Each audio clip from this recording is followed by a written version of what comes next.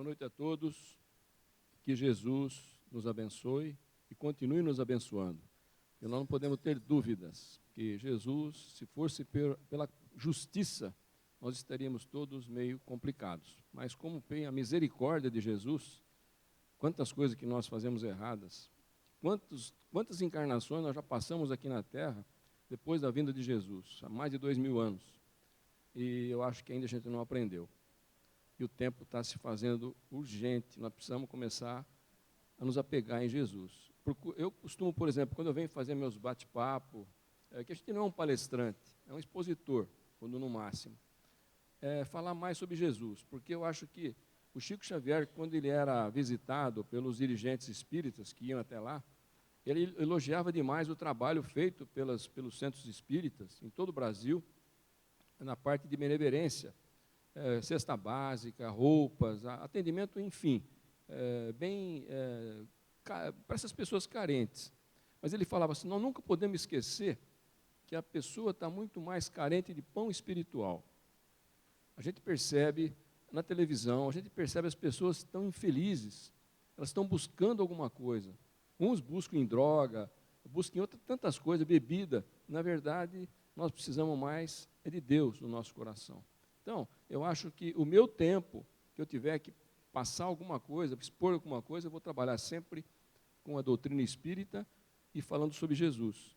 Porque o Emmanuel tem uma frase maravilhosa, que ele fala o seguinte, que o Evangelho é o sol da imortalidade, que o Espiritismo reflete com sabedoria para a atualidade do mundo. Porque o Espiritismo ele reflete um ensinamento que Jesus passou há mais de 2000 anos. Então, o Espiritismo trouxe para que nós entendêssemos hoje o que ele queria dizer. Veio facilitar a nossa compreensão. E antes de eu começar o bate-papo, eu só queria pedir licença para vocês, para fazer uma divulgação. Eu coloquei lá, visite o site www.adde.com.br, que eu faço parte da diretoria também. É uma associação de divulgação da doutrina espírita, cujo presidente é o Dr. Aguinaldo Vasconcelos, e que nós já estamos assim num processo bem avançado. Provavelmente o ano que vem nós teremos aqui em Rio Preto uma televisão aberta espírita. Num primeiro momento nós vamos retransmitir programas do Mundo Maior, é uma televisão de São Paulo, e dentro de uma semana nós vamos ter 2 horas para fazer os nossos próprios programas. Então, vamos torcer, vamos vibrar, e vocês, vendo esse site, vocês vão ter lá um acervo de mais de 500 palestras, de todos os tipos de assuntos. Vocês escolhem pelo palestrante, escolhem pelo assunto. Eu quero ver sobre depressão. Vocês vão encontrar uma infinidade de palestras falando sobre a depressão. Então, está aí o convite. Entre no seu computador, veja e aproveite. É muito bom, porque nós às vezes perdemos muito tempo, às vezes, com televisão aberta aí, e que não traz muitas coisas boas para nós. E nós precisamos, como a gente fala, precisamos trabalhar mais pensando em Jesus. Na pergunta 625 do O Livro dos Espíritos, Kardec pergunta ao Espírito de Verdade, o que nós temos, qual é o tipo mais perfeito que Deus ofereceu ao homem para servir de guia e modelo? A resposta foi lacônica, simples. Vede Jesus. Simples, não precisa mais nada. Agora, todos nós sabemos o que é um modelo. É um modelo e guia. O que é um modelo?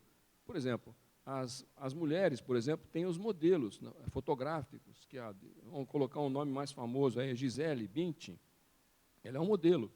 Ela coloca uma roupa, uma grife, então as pessoas, mirando-se nesse modelo, vão comprar aquela roupa, aquela vestimenta. Agora, e guia? Guia, nós costumamos a conhecer o guia, aquele que nos orienta nas viagens, e férias, conhecer uma estância, e a pessoa que está lá dentro conhece a região, olha, aqui foi isso, aqui aconteceu isso. Esse é um guia.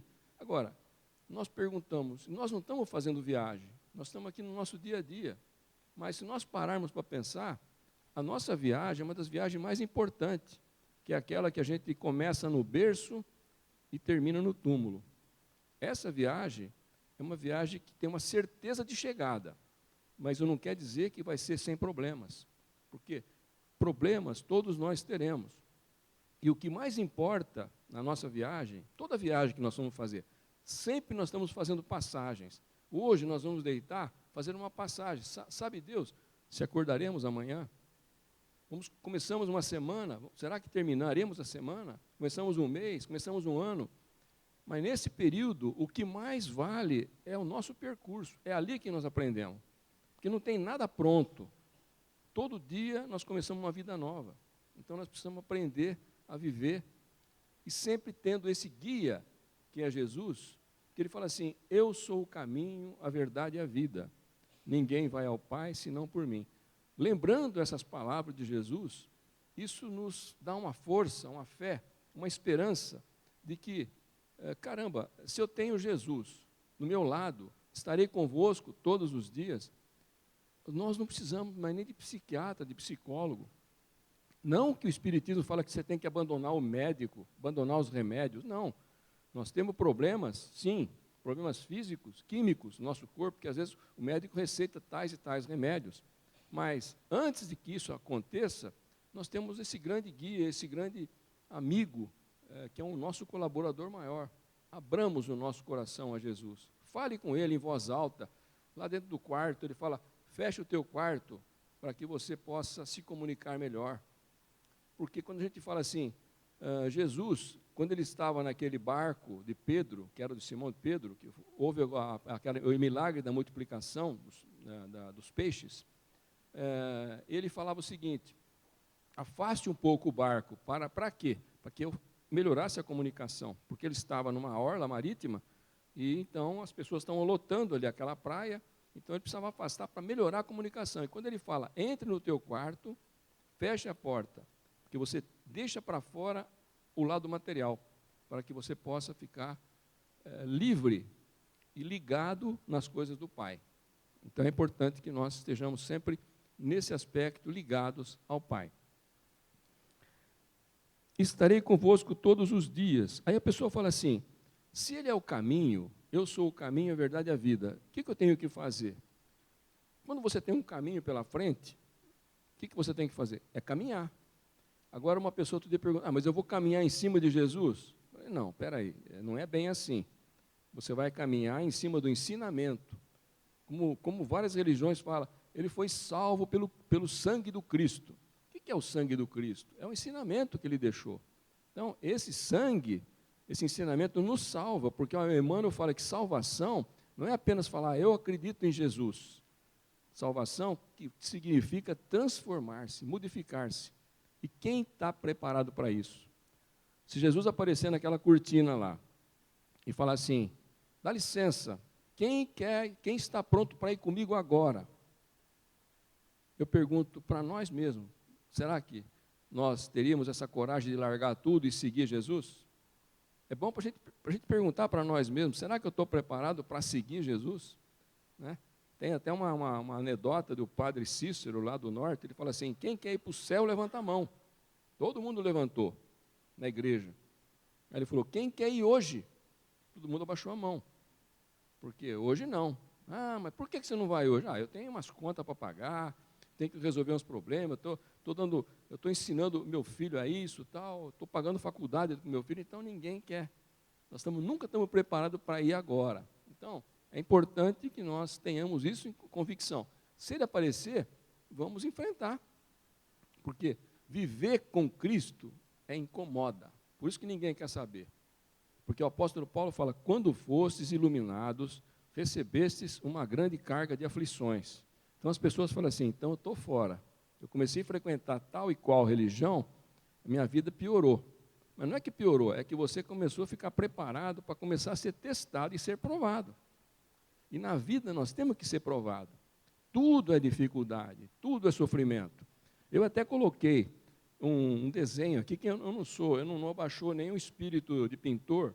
Eu coloquei mais ou menos que se fosse um muro. Então, cada quadradinho desse, cada desenho desse aí, significa uma pedra. E você imagine, se esse muro fosse um muro feito por Deus, e ele precisasse de você como uma dessas pedras. Então, eu preenchi uma ali, que está bem angulosa, e vamos dizer que o André o André ele vai ter que se moldar naquele tamanho, porque o Cristo quer ele para encaixar naquele muro. É uma missão dele.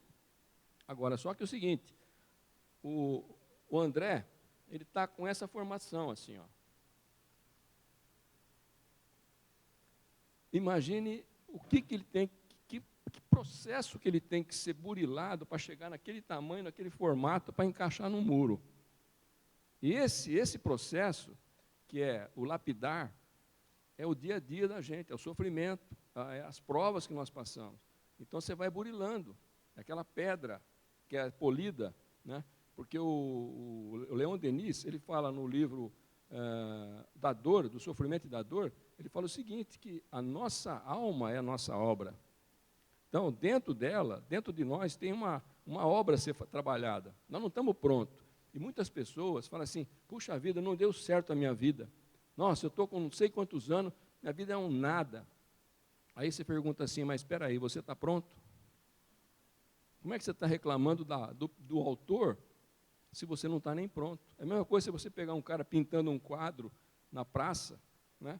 E aí você fala, oh, mas está feio esse quadro. Pô, mas espera aí, eu estou pintando agora as cores escuras, as sombras. Depois eu vou com as cores claras, para dar o sentido total do quadro. E a pessoa já está criticando, então está criticando a obra. Então nós não estamos prontos ainda, nós estamos sendo trabalhados. E aí, quando ele fala assim, nessa mesma passagem da pesca milagrosa, Jesus fala para Pedro, depois dele passar a pregação, fez a pregação e falou assim, agora Pedro, lance as redes para pescar. E o Pedro respondeu, mestre, tendo trabalhado toda a noite, nada apanhamos. Mas, sobre a tua palavra, o caminho, base, em cima daquela palavra, em cima do alicerce de Jesus, ele teve fé, lançou as redes, colheram tanto peixe, que precisou outros barcos ajudarem, senão o barco ia afundar. Então, nós temos que acreditar, Jesus está conosco, nós temos o caminho, nós temos essa doutrina maravilhosa que é a doutrina espírita, que nos orienta a seguir um caminho sem sofrimento, porque o sofrimento é uma questão de opção. O Drummond de Andrade fala, a dor é inevitável, o sofrimento é opcional. Quantas pessoas que sofrem dor, e para aquela pessoa que está bem preparada, ela não reclama. Agora, tem pessoas que não estão preparadas e reclamam de tudo. Então, vamos ter essa convicção. Tudo que acontece conosco não acontece por acaso. Tudo é para o bem. Tudo é para o nosso bem. Nada é para o nosso mal. Aqui eu peguei um salmo. Todo mundo conhece o Salmo 23. O Senhor é o meu pastor, nada me faltará. Ele tem mais 6 versículos, mas não vamos interessar nos restantes. Vamos ficar só no primeiro. O Senhor é meu pastor, nada me faltará. Nada me faltará do que eu preciso. Se nós fizermos uma observação, nós precisamos de muito pouco. Mas nós ficamos pensando nas coisas que nós almejamos. Agora, é pecado almejar? É pecado ter sonho? Não. Pelo contrário. Nós temos que ter sucesso, nós temos que ter progresso na vida, porque se você crescer, progredir, você vai dar emprego, você vai ajudar as pessoas, você pode ajudar também as entidades. Então, não é pecado você ficar rico. Mas se você analisar friamente o que você precisa, Senhor, eu preciso de muito pouco. Se nós fizermos uma retrospectiva do que nós comemos hoje, quanto nós gastamos de comida hoje? É quase nada. E nós estamos reclamando de uma coisa que gostaria de ter. E aí, se você consegue, uma semana depois, fala, não era bem isso que eu queria. Porque o apóstolo Paulo fala que nós não sabemos pedir aquilo que nos convém. Então, nós temos que estar preparados para pensar bem, interessa isso? E outra, o Gandhi, vocês vão até não acreditar, mas está escrito em livro, o Gandhi disse o seguinte, se algum de nós tiver no seu guarda-roupa, na sua casa, alguma peça, alguma coisa que você não usa há mais de 6 meses, que você é ladrão. O cara falou, nossa, ele falou isso? Ele falou. Mas ele falou no sentido assim, porque você está tirando de alguém. Se você não está usando, joga para frente, passa para frente. E nós ficamos assim. quanto você quer ganhar mais coisas, o que você tem que fazer? Você tem que abrir as mãos para ganhar. Agora, o que nós fazemos? Nós seguramos as coisas que nós temos, então nós não vamos receber nada, porque ela está presa. Nós estamos que nem umas garras. Aquele sapato que a senhora tem lá guardado, que tem um bico fino, agora está fora de moda. Ah, mas e se voltar? Se voltar, você vai ter dinheiro para comprar. Então, abre aquele guarda-roupa, passa o sapato para frente, você vai circular energia na sua casa e você vai ter lá na frente. Temos que acreditar. Santo Agostinho falava assim, fé é acreditar-se naquilo que não se vê. E o resultado dessa fé é obter-se aquilo que se crê. Então, vamos ter mais fé na nossa vida, no futuro. Todos nós somos chamados. A gente fala assim, puxa vida, eu gostaria de trabalhar na doutrina, eu queria trabalhar para o bem, mas eu gostaria assim, como se fosse o apóstolo Paulo. Ele foi derrubado do cavalo na porta de Damasco. Ah, mas se Jesus me derrubasse na porta do centro aqui também, na cidade de Mirassol, nossa, eu ia trabalhar feito um doido. Mas o Emmanuel diz o seguinte, quem já leu o livro Paulo Estevão? Tem pouca gente, ó. O pessoal diz que você não pode desencarnar sem ler esse livro. Porque é o seguinte, e outra, nós devemos repetir a leitura. Livros assim, porque nós não somos a mesma pessoa. Depois do nosso bate-papo aqui, amanhã, nós podemos levantar com uma outra pessoa. Nós não somos mais aquela de ontem, entendeu? Então, aqui que o Emmanuel fala na introdução do livro Paulo Estevão, fala assim, muitos comentaram a vida de Paulo, mas quantos não lhe atribuíram certos títulos de favor gratuitos do céu?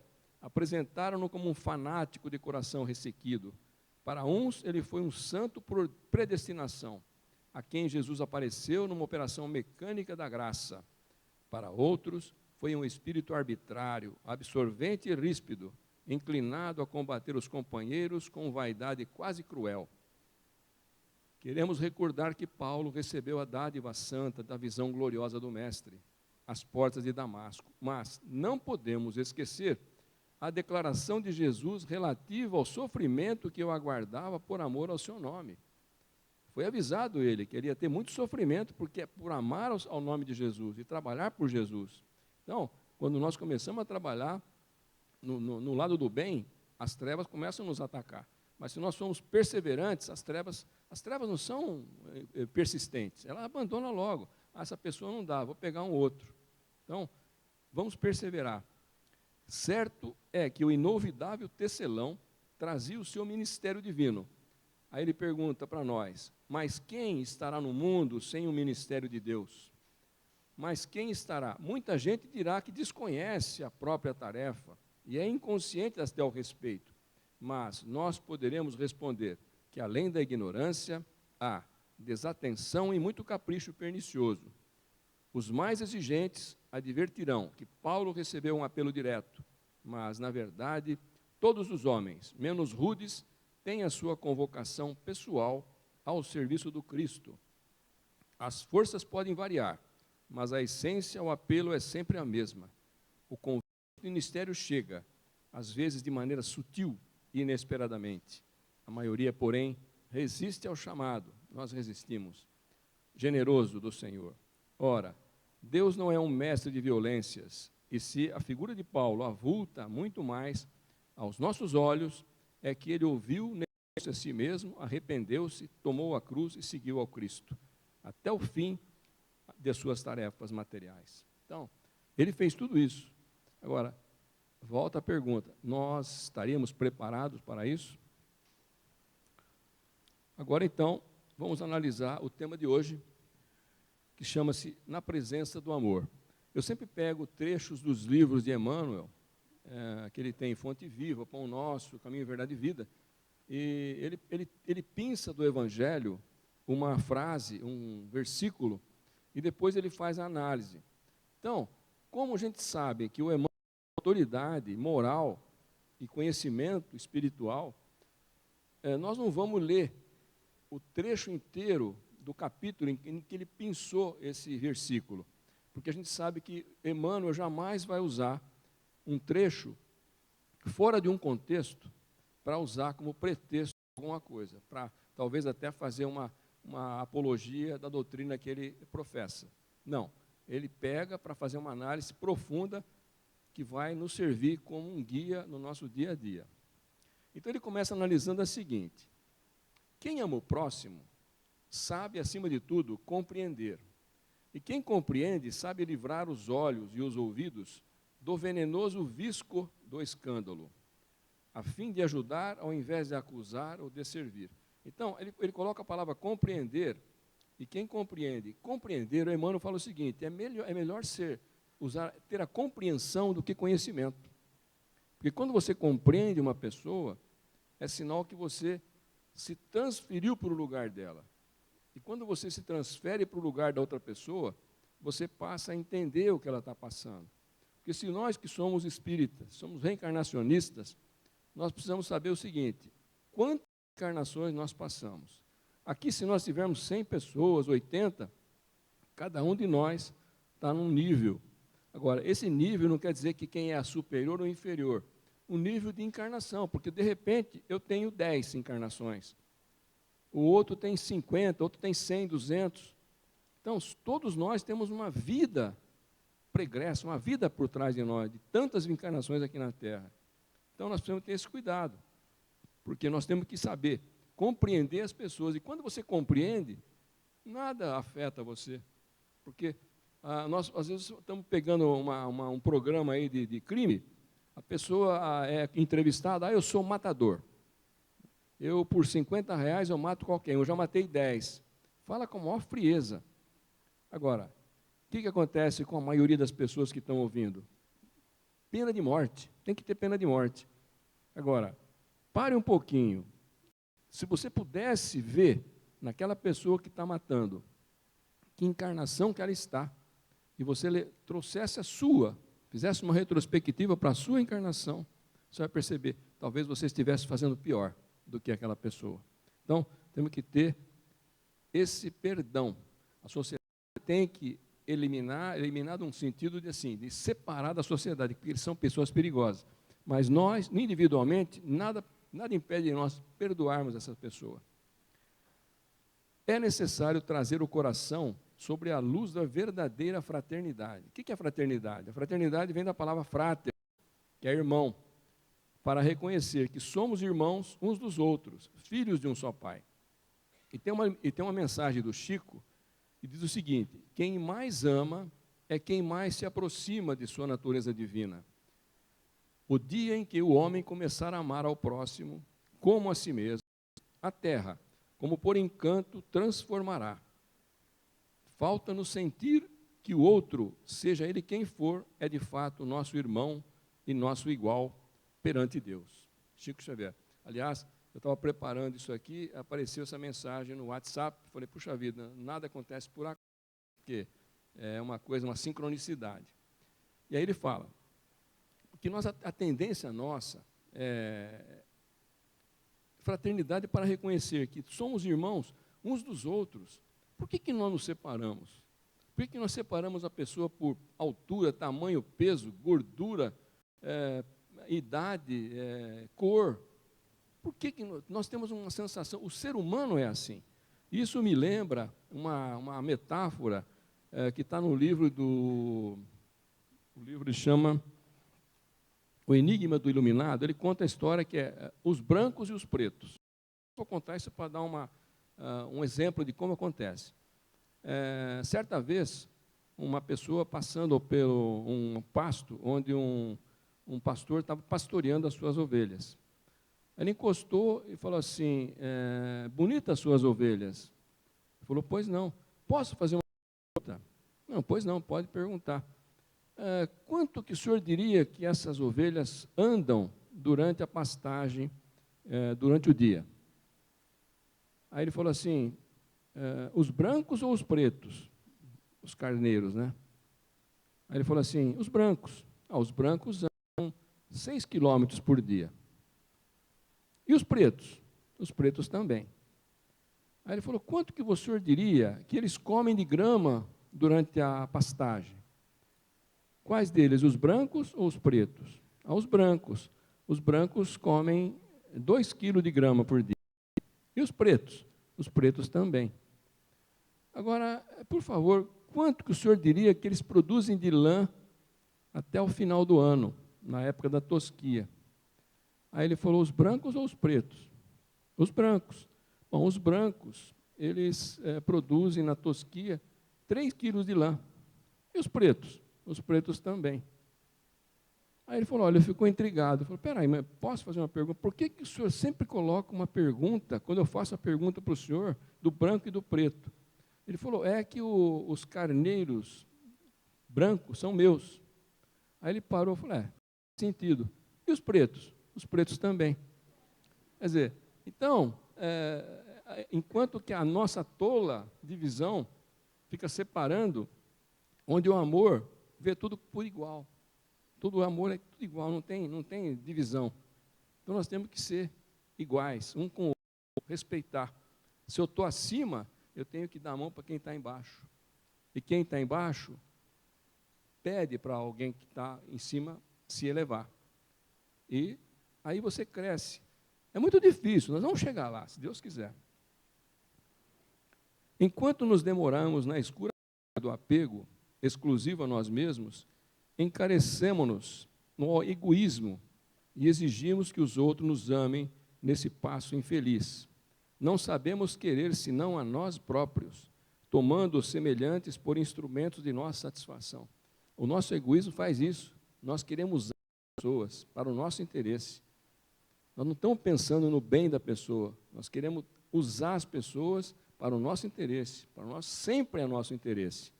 Então nós temos que tomar um cuidado. E nós, nesse nosso interesse, nosso egoísmo, muitas vezes nós nos somos infelizes, descontentes com tudo. O que acontece? Eu não sei, eu vou mudar de cidade. Eu moro num bairro que, olha, só tem gente fofoqueira. Aí a pessoa muda. Chega no outro bairro, mesma coisa. Aí vou mudar de cidade. Vai na outra cidade, só gente fofoqueira. O que acontece? Quando você muda, você leva o seu ego, né? Você preparou a tua roupinha, o ego está preparando a dele também. Aí eu vou com você. Assim, você vai ou você leva você com você. Então, a vida tua não vai mudar. Você tem que mudar por dentro, porque aí sim, você vai ter aquela compreensão que nós falamos no início. Então, tudo vai estar bonito. Porque nós temos que conviver com as diferenças, entendeu? Mas realmente amamos o companheiro, se realmente amamos o companheiro de caminho, a paisagem de vida se modifica, de vez que a claridade do amor nos banhará a visão. E aí que está o nosso amigo Tiago Maior, que é o irmão de Jesus, que tem 3 Tiagos no Evangelho. Tiago, filho de Alfeu, filho de Zebedeu, e tem o irmão de Jesus. Ele fala assim, tornai-vos, pois, praticantes da palavra, e não somente ouvintes. Essa é uma força, uma palavra forte para nós. Porque a gente fala assim, eu estou indo no centro, estou aprendendo, eu já sei de cor todos os versículos, os capítulos, sei todo o livro do Evangelho, do Espiritismo, sei o livro dos Espíritos. Mas o que você está fazendo com isso? Tornai-vos, pois, praticantes da palavra, e não somente ouvintes. E aí? Quem está preparado? Porque nessa mudança, quando você se modifica, se transforma, é que você muda a compreensão de tudo. E aí, nós vamos recorrer novamente a um trecho do livro Paulo Estevão, por isso que eu estou falando para vocês lerem. Quem leu vai lembrar, tem um momento que Paulo discute com Barnabé, que Barnabé era um judeu e que ele tomava conta da igreja de Jerusalém, a igreja nascente. Paulo achava que eles precisavam convidar para participar da igreja os gentios. Fala assim, porque o conhecimento do Evangelho teria que ser passado de uma forma universal para todo mundo, e não só para aquele pessoal judeu. E o Barnabé ficou meio chateado, mas ele deixou quieto. Ele falou assim, aí o Paulo falou assim, é natural prever, com isso, muitos protestos e lutas enormes. No entanto, não consigo vislumbrar outros recursos. Não é justo esquecer os grandes serviços da igreja de Jerusalém aos pobres, necessitados. E creio mesmo que a assistência piedosa dos seus trabalhos tem sido muitas vezes sua tábua de salvação. Quer dizer, esse trabalho que eles faziam de benevolência às pessoas doentes, aflitas, era uma coisa, era a tábua de salvação daquela igreja. Existem, porém, ele fala, outros setores de atividade, outros horizontes essenciais. Poderemos atender a muitos doentes, ofertar um leito de repouso aos mais infelizes, mas sempre haverá corpos enfermos e cansados na terra. Na tarefa cristã, semelhante esforço não poderá ser esquecido. Ele não está proibindo que se faça isso. Observaram, né? Semelhante esforço não pode ser esquecido. Mas aí ele coloca, mas a iluminação do Espírito deve estar em primeiro lugar. Se o homem trouxesse o Cristo no íntimo, o quadro das necessidades seria completamente modificado. A compreensão do Evangelho e da exemplificação do Mestre renovaria as noções de dor e sofrimento. O necessitado encontraria recursos no próprio esforço. O doente sentiria na enfermidade mais longa um escoadouro das imperfeições. Ninguém seria mendigo, porque todos teriam luz cristã para o auxílio mútuo. E, por fim, os obstáculos da vida seriam amados como corrigendas benditas de pai amoroso a filhos inquietos. Eu achei maravilhoso esse trecho aqui. É como se a gente dá umas palmadinhas nos nossos filhos quando estão crescendo e estão saindo fora da linha, né? Então, quando nós estamos passando por essas corrigendas, é um pai amoroso que está nos ajudando a entrarmos no caminho novamente. Então, leiam Paulo e Estevão. Ama, pois, assim, como a lama jamais ofende a luz, a ofensa não mais te alcançará. Quando você entra num outro nível de vibração, ninguém vai te ofender, porque você não está preocupado, nada te atinge. Saberás que a miséria é fruto da ignorância e auxiliarás a vítima do mal, nela encontrando o próprio irmão necessitado de apoio e entendimento.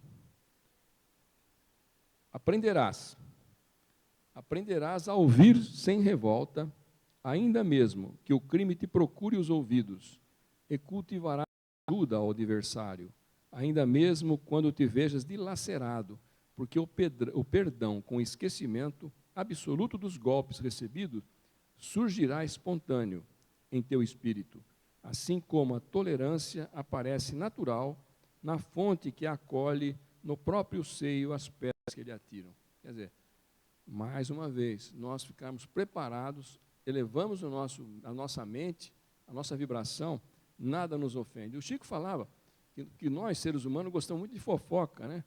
Então, fala assim, que você seja a estação terminal de um boato. Você vai ouvir a pessoa falar por educação, respeito, mas entrou aqui e morreu. A gente gosta de falar para outro, né? Nós somos assim. Fala assim, olha, você pode falar para mim, eu guardo que eu sou um túmulo.